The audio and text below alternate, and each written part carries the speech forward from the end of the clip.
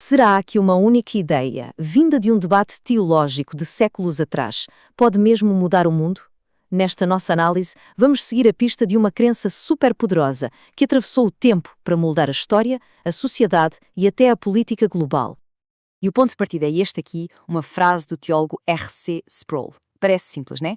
Mas a ideia por trás é pesadíssima.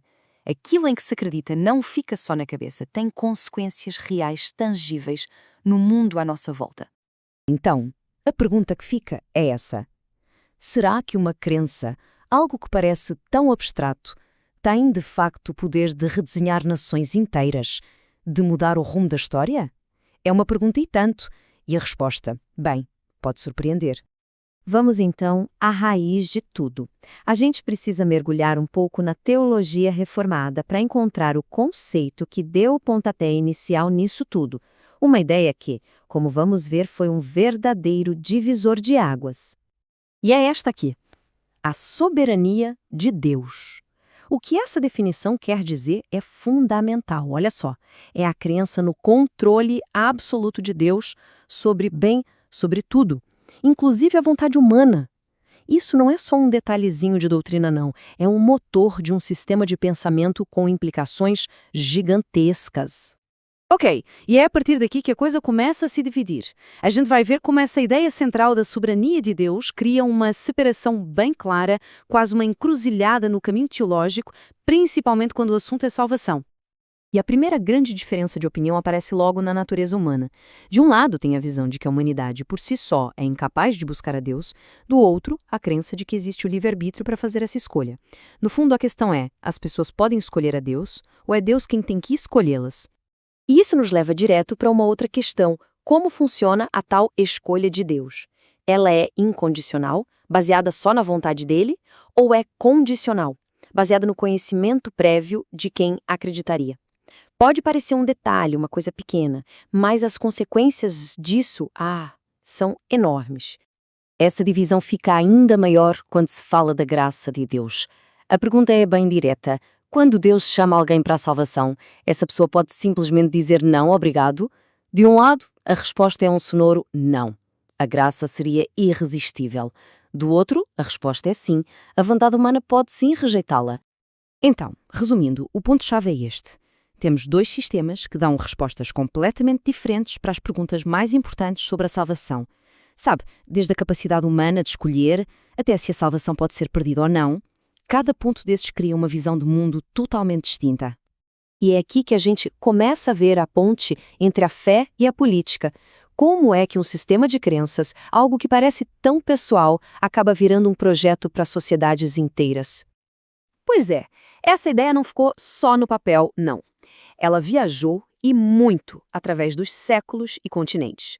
Lá em Genebra, João Calvino tentou criar uma cidade inteira governada por esses princípios. Depois, os puritanos levaram essa visão para a Inglaterra e, mais tarde, para a América, onde gente como Jonathan Edwards ajudou a espalhar tudo isso durante o chamado Grande Despertar, moldando a cultura daquela nova nação. E essa citação do professor Haller, olha, ela resume uma coisa fascinante sobre a psicologia por trás dessa crença. A certeza absoluta sobre o destino eterno deu aos seguidores uma confiança gigantesca no presente. A ideia não era só ficar esperando o céu, eles sentiam que tinham uma missão divina para construir um mundo novo aqui na Terra, agora mesmo. E essa confiança toda, essa vontade de moldar o mundo, não ficou no passado. Isso nos traz direto para os dias de hoje, em que essas mesmas ideias teológicas continuam a alimentar debates quentes sobre política, cultura e qual deve ser o papel da fé na sociedade. E essa pergunta, nossa, ela continua sendo um ponto de debate super importante hoje em dia dentro dessa tradição. Afinal, a fé deve ser uma força ativa na arena pública ou deve ser algo mais restrito à consciência de cada um? C.H. Spurgeon, um pregador muito influente do século XIX, pensou bastante sobre isso. E a conclusão dele foi cheia de nuances. Ele dizia que, olha, um pastor não devia ser um mero militante de partido, mas que existem momentos em que a política e a fé se cruzam e, nesses momentos, ficar quieto, ficar no conforto, seria uma traição. E mais recentemente, o pastor John Piper ecoa um sentimento parecido.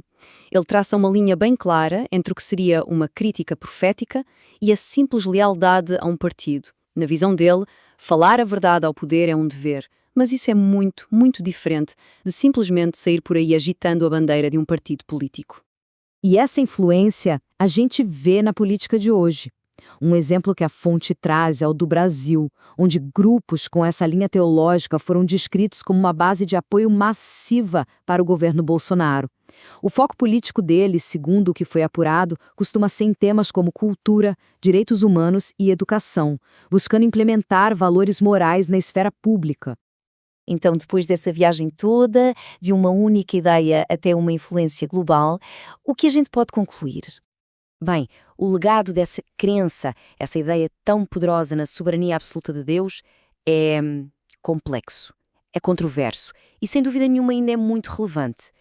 Da salvação pessoal de alguém até as políticas públicas de um país, as consequências continuam a se desdobrar no nosso mundo. E tudo isso nos deixa com uma última reflexão. Se uma única ideia teológica pôde ter consequências tão gigantescas, que outras crenças, talvez até invisíveis para nós, estão aí, quietinhas, moldando as nossas vidas e a nossa sociedade hoje?